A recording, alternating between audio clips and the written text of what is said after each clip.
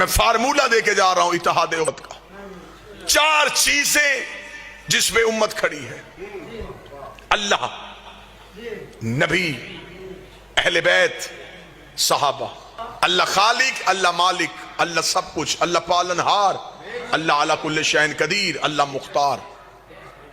اللہ کے بعد جو مانو وہ نبی کو مانو. کلمہ نبی کا پڑھو، اطاعت نبی کی کرو، عزت نبی کی کرو.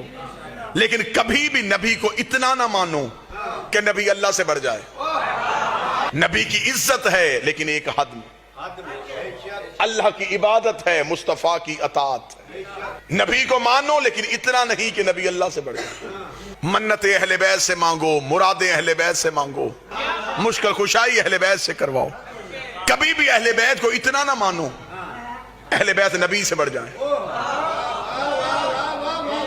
مسجدیں صحابہ کے نام پہ بنواؤ، بچوں کے نام صحابہ کے نام پہ رکھو، لیکن کبھی بھی صحابہ کو اتنا نہ مانو کہ صحابی اہل بیت سے بڑھ جائے.